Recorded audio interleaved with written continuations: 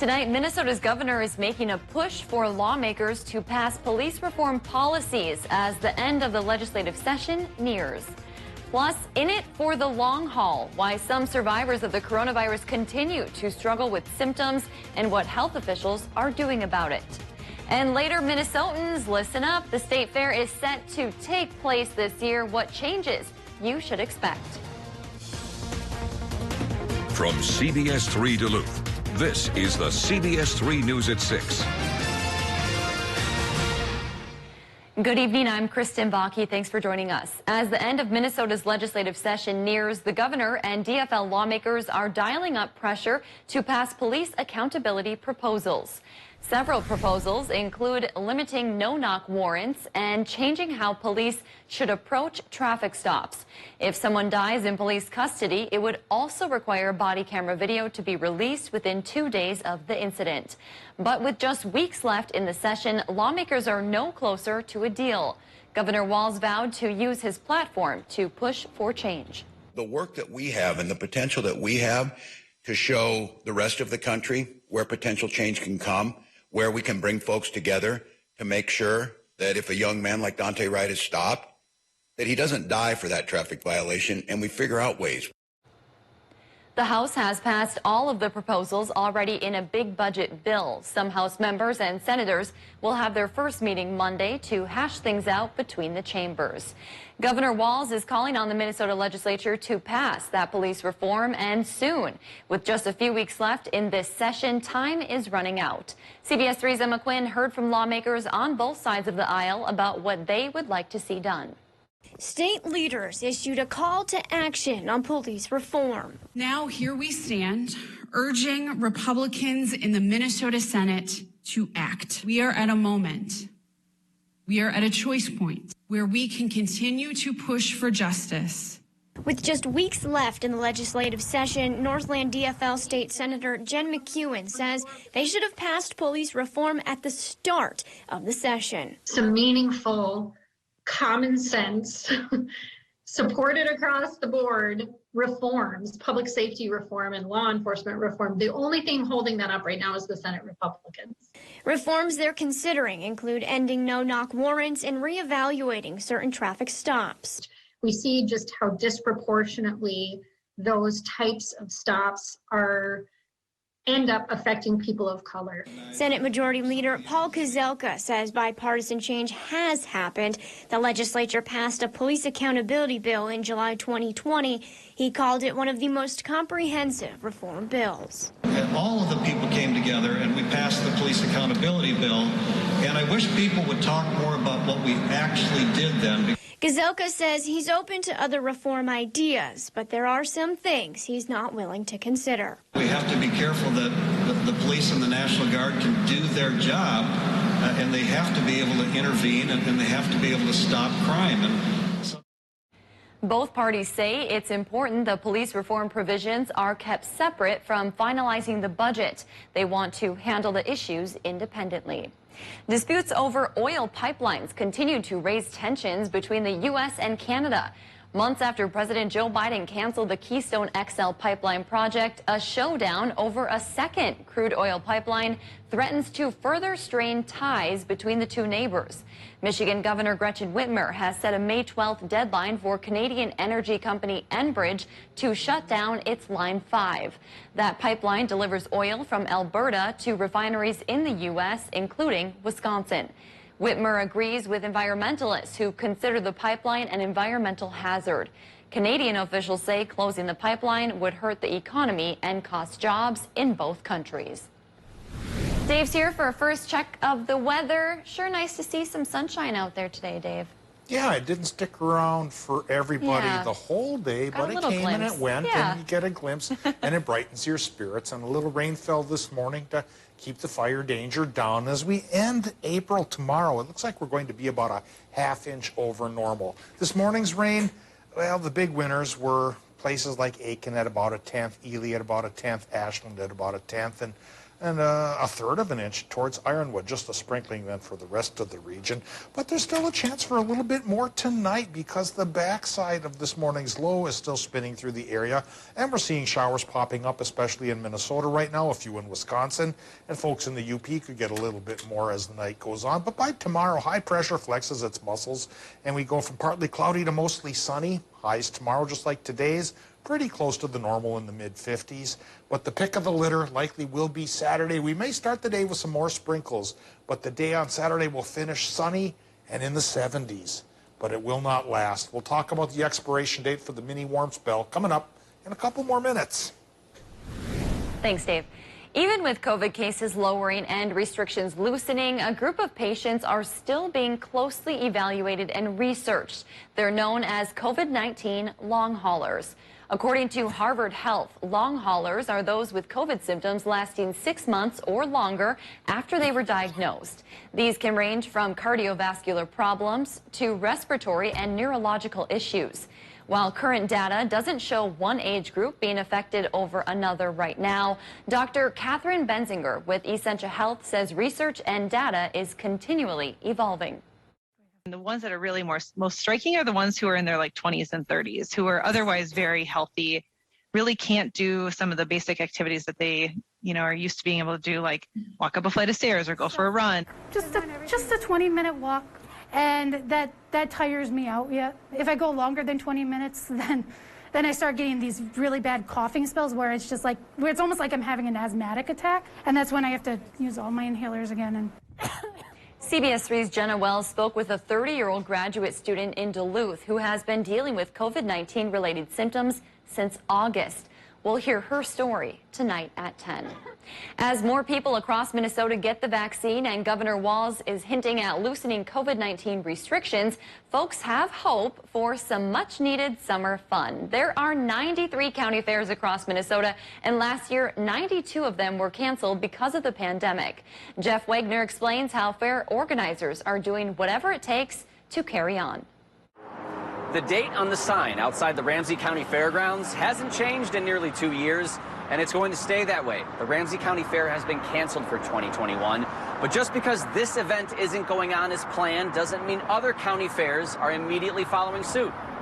Everybody you run into on the street, they're very happy that we're having our fair. Don Merkins is the president of the Norman County Fair in the northwest corner of the state. The highlight of the summer. One that will go on, however, with restrictions. That includes fewer carnival rides, spacing out 4-H events, and no bands in the beer garden to allow for more social distancing. It's going to be a few extra hoops to jump through, but in order to do it, I think it just has to be done that way. As for the Ramsey County Fair, Merkins says it was canceled in part due to crowd control. And with no gates and people can just walk in from any direction, and trying to keep the numbers down is almost impossible in that situation. He does have hope, though, that the state fair will go on. A spokesperson for the Great Minnesota Get-Together says the fair will happen, but they're still waiting on changes in guidelines to determine what it will look like.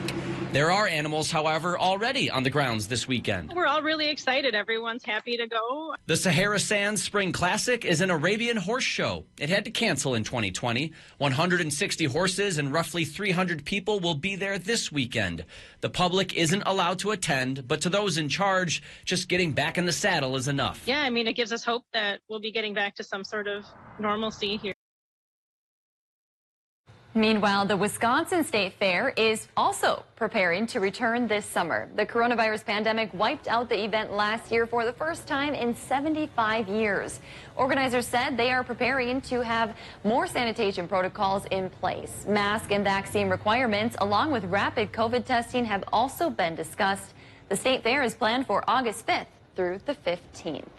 Over the last 2 weeks, new coronavirus cases have fallen dramatically in Michigan, but the state is still #1 in the country when it comes to infections. Today, Governor Whitmer introduced the Michigan Vax Back to Normal Challenge, which is a plan to reach vaccination goals in order to emerge from the pandemic. The plan has 3 steps. It begins when 55% of Michiganders receive their first shot. All employees will no longer have to work from home at that point. At 65%, capacity limits for businesses and indoor venues will be lifted. And finally, at 70%, the mask order will be lifted. The governor hopes these goals will help Michigan get back to normal.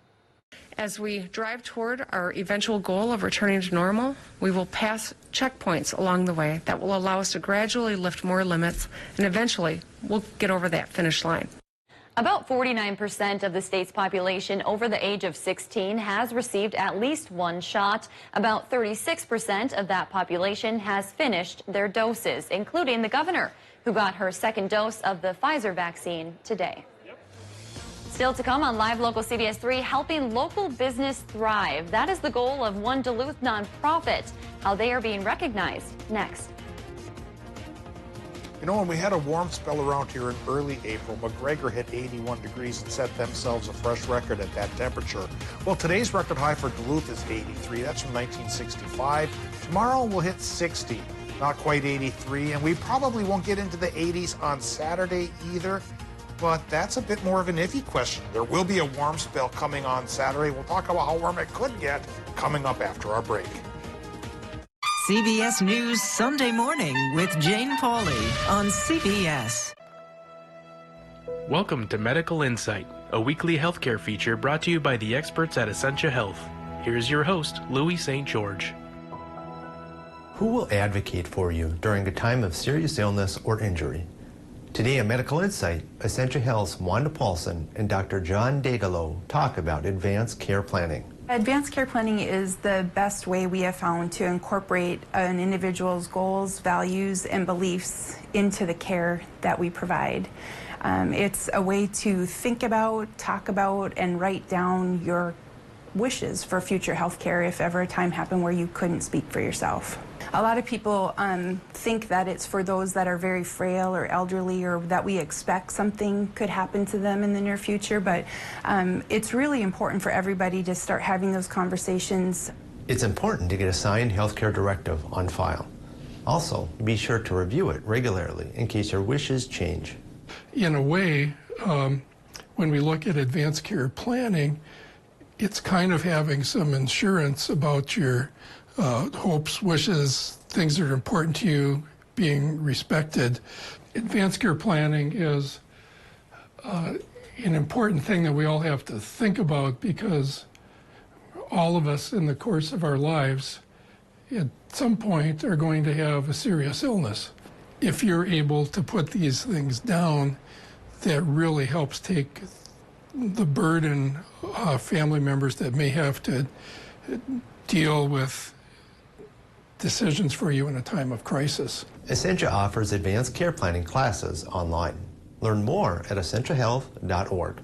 For Medical Insight, I'm Louis St. George. To learn more about this and other health topics, visit essentiahealth.org/medicalinsight. The new DQ Summer Blizzard menu will take you right into summer.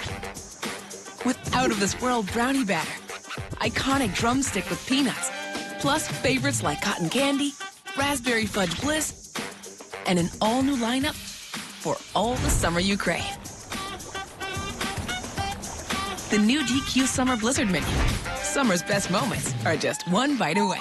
DQ. Happy tastes good. Get it delivered at DQ.com. There's another prodigy we want you to help us recruit, Paige Swanson. Oh, I know her. Together again. It just feels right, doesn't it? She makes me crazy. Maybe you have a crush on her. I don't. Here we go. Is it a crush? According to Sassy Magazine, it seems I have a crush on you. The truth is, I feel the same way. What are you doing? Now we have to kiss. We do? Close your eyes and pucker up. A new Young Sheldon, tonight, 8/7 Central, or stream anytime on CBS. CBS3 News is brought to you by Fond du Luth Casino. Get your news on the go, the CBS3 mobile app. Now, the CBS3 Duluth Weather Max forecast with meteorologist Dave Anderson. All right, let's start talking about temperatures. Today, pretty close to normal, a little warmer than normal for some towns. The normal is about 56, and so 55 up the Gunflint, bubbled under just a little bit, so did Ironwood, but Upper 50s for Hibbing and Grand Rapids, International Falls as well. Into the 60s towards Moose Lake and Superior, even on Park Point. Low 60s from Ashland to Hayward, including Solon Springs, and 55 to 60 in the Upper Peninsula is not so bad either. Tomorrow's temperatures will be in a very similar range, and then come Saturday, we're going to push it into the 70s. I think the range will be 70 to 75, but it won't last more than a day. As early as Sunday, we're going to drop back to 50 straight up and stay in the 50s for the week ahead. We'll talk more about these temperature trends here after a look at the current conditions coming in from Duluth International, where it is 57 degrees with a relative humidity reading of 39%. We have a westerly-northwesterly wind running 16 miles per hour. The range overnight tonight will be between 10 and 20. Air pressure has increased in the last half hour or so, now at 29.93 inches of mercury, or 1,014 millibars, a sign of higher pressure creeping in, even though some towns are still affected by cloud cover from a retreating low pressure system. We should call it an advancing low pressure system, advancing out of our area. Anyway, here's a quick look at the current temperatures. Pick out your favorite town.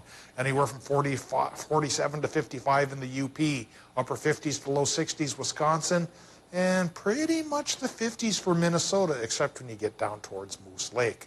Moving now into the current Doppler and satellite map, you see that wave of precip exiting the Keweenaw Peninsula from earlier in the day. That's that round of rain showers we had this morning. But the pivot of the low pressure system spinning in now, another little round of light showers through the arrowhead of Minnesota, a couple in Wisconsin, and a few more towards our friends in the UP. And those could continue for a couple more hours, but probably won't add up to much, just like this morning's round. Then the low tomorrow goes. High pressure settles in to make it sunny and dry and reasonably mild. Oh, Friday night into Saturday, that next trough of low pressure brings another round of overnight showers like we had last night. But come Saturday itself, when the sun comes up, it should indeed come up, because it'll be sunny and warm Saturday in the 70s, followed by clouds and 50s by Sunday. So again, it will not last. How much from the next go around here Friday night into Saturday morning? Just like today, maybe a trace to about 1/10 of an inch, so not a big soaker. Tonight, temperatures in Minnesota will fall into the 20s and 30s with a partly cloudy sky. Wisconsin, Michigan numbers a little warmer, low to mid-30s. And showers could continue, especially for the UP. Tomorrow, though, sunny, 52 to 57 for Wisconsin and the UP. Minnesota numbers 52 to 57 with sunshine. And extended forecast-wise, sunny on Friday, mid-50s, low 70s on Saturday. Showers start the day, but sunshine finishes. And then overnight while we're sleeping, clouds creep in again to set us up for a cloudy Sunday and a big drop in temperatures down into the 50s, which stay with us then for the rest of the week. Thanks, Dave. A Duluth nonprofit is being honored with a national award recognizing how they helped a local neighborhood through 2020's biggest challenges. CBS3's Alex Libby spoke to the driving forces behind that support to find out why helping their neighbors during that very tough time was so important to them. Equilibrium 3 is a decade-old Duluth nonprofit dedicated to food access, energy efficiency, and community growth here in Lincoln Park. And the Main Street Lincoln Park program is being honored for that work and how they went above and beyond during the pandemic. They were among hundreds of organizations across the country to apply for the Main Street Forward Awards, which recognize communities that held strong during the pandemic. A team of national economic development experts weighed in and chose just 6 organizations to honor, including Main Street Lincoln Park. Through that program, Equilibrium 3 worked with others in the neighborhood to carry out 3 goals in 2020: feeding the neighborhood, connecting residents and businesses to essential resources, and assuring health and welfare. Shannon Lang is Main Street Lincoln Park Program Director. She says it's those partnerships that made Lincoln Park stand out from the rest and is the reason they won the award. Collaboration is our secret sauce. It's one of the things that Lincoln Park does really well. Our businesses work great together. We all work great together. If I can pick up the phone and make a call and say, hey, can you help me out with this? Or vice versa, the answer a lot of times is yes. Some of their successes including tech help, resource guides, and planning for neighborhood businesses, along with grants to help them safely reopen. Lang says it has truly been a team effort, as almost every business here in Lincoln Park has stepped up in the last year to help. Coming up tonight at 10, we talk with one of the businesses that partnered with Main Street Lincoln Park and learned how they helped their neighbors. Coming up in sports, trouble in paradise? New bombshell reports about Aaron Rodgers and the Green Bay Packers. Kelly breaks down the details next. Order your 2021 Polaris side-by-side now from Duluth Lawn and Sports.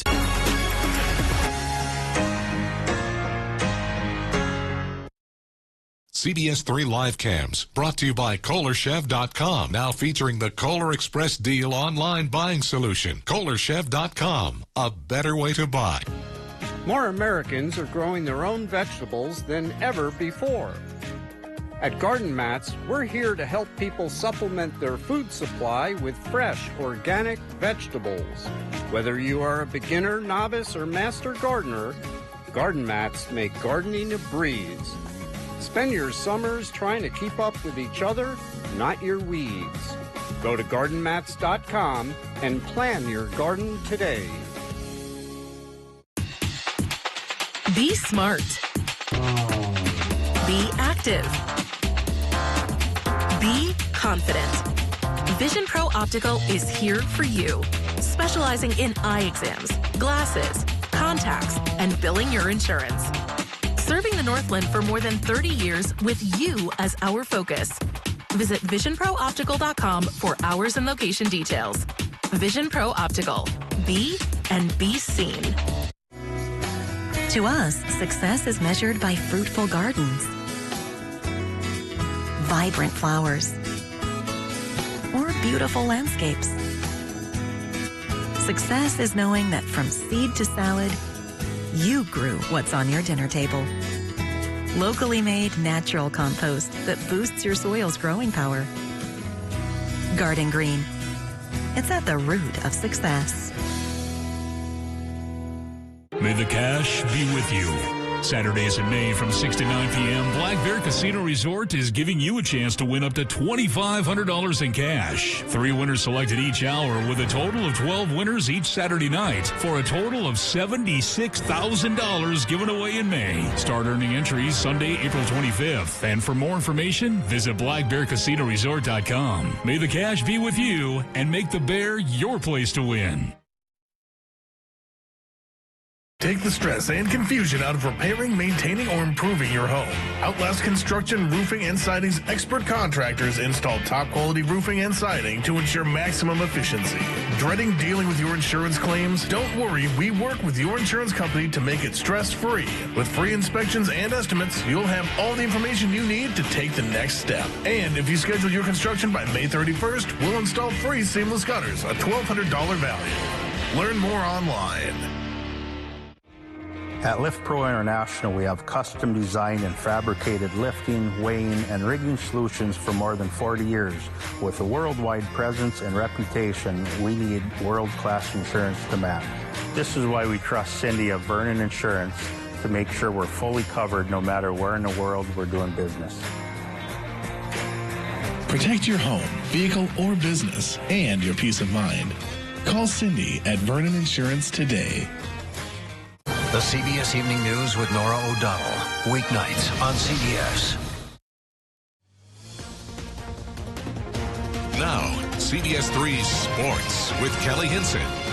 Well, for the past year, the Packers have dodged rumors that even mentioned the departure of their MVP winning quarterback. Aaron Rodgers, he's still got 3 years left on his contract without any reason to believe he would ride that out in Green Bay. That is until today. Both ESPN and NFL Network are reporting that Aaron Rodgers does not want to return to the Packers. He was reportedly offered a new contract extension, which he has not agreed to. The report reported a rift between Rodgers and the Packers management could stem back to their draft last season when GM Brian Gutekunst moved up in the first round to take a quarterback. No player has even ever been traded after winning an MVP award in their previous season. So that being said, what will the Packers do tonight at the NFL draft? If there is weight to those reports, Rodgers could be on the table for a blockbuster-style trade. Green Bay is currently scheduled to pick 29th in the first round. Earlier this week at a press conference, Gutekunst discussed how he's evaluating college talent in such an odd year. Interesting. Obviously, the different conferences and the way they handle the pandemic and how they approach their seasons is an important factor. Some guys had, family matters and people who had significant health risks, and so we go through each individual and kind of figure out why they opted out. There's just a ton of different reasons. So we go through those each one, and the way we look at it kind of depends on that. Meanwhile, back here in Vikings country, the drama isn't quite as spicy, but their draft position certainly is. Minnesota is slated to pick 14th tonight. That is if general manager Rick Spielman stays put and doesn't trade up or down. That could depend on how the 13 picks in front of them go and if what they view to be a top-tier player falls far enough that they become interested in. I don't take it very serious at this time on people, hey, if our guy's there, are you willing to trade back? Or, you know, we haven't been really making any active calls on trying to trade up either. I think a lot of that evolves as the draft process goes on Thursday and throughout the draft, depending on who's on the board and how teams covet players. Everything starts at 7 o'clock. The Jaguars are on the clock first tonight. And right around the corner is summer camp time for sports. This one is for female hockey players. Boost Hockey Training was established in 2019 with the goal of bringing elite skills training to players in northern Minnesota. It's led by Minnesota Whitecaps defender Amanda Bollier and UMD alum Reagan Haley. Their camp is geared toward U8, U10 to high school elite athletes, and their goal is to grow the women's hockey game in the Northland. It's such a hockey-crazed town and a hockey hotbed, and I think that you see it on the men's side. You see a bunch of local guys playing for UMD. I think on the women's side, that's something that we want to be able to do as well. For us to be able to provide, you know, skill-based training too, I think is new to this area for women's hockey. So we're really excited about that.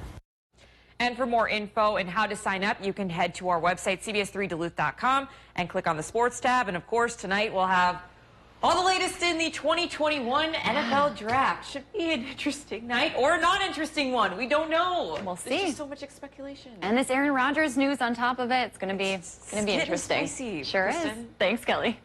Tonight on the CBS3 News at 10, during the pandemic, convention centers like the Deck struggled to stay afloat as indoor events throughout the year were forced to cancel. Now, as more folks are getting vaccinated, the Deck is holding its first major indoor event since the start of the pandemic. Tonight, we'll hear from Deck leaders and how they plan to keep attendees safe. A Minnesota father and daughter are taking on a big endeavor to beat a Guinness World Record. KJ and Casey Milhone of Wayzata are canoeing the length of the Mississippi River, a 2,350-mile journey. They want to do it in 18 days or less. With their two other teammates, Rod Price and Bobby Johnson, their goal is to set a new record for the fastest time to paddle down the entire Mississippi, claiming back the title KJ first set in 1980. If they succeed, KJ will be the oldest person to complete the journey at age 62, and 20-year-old Casey will be the youngest female to do so. They set off for their adventure from Lake Itasca, Minnesota on April 22nd and paddled through Winona on Tuesday. Hopefully the weather stays nice for them, Dave. Yeah, hopefully it does, because it does look like things are improving. Tonight, not so bad. Tomorrow, sunny and 55. Saturday, we start showery, but then finish sunny and in the 70s. We'll see you at 10. CBS3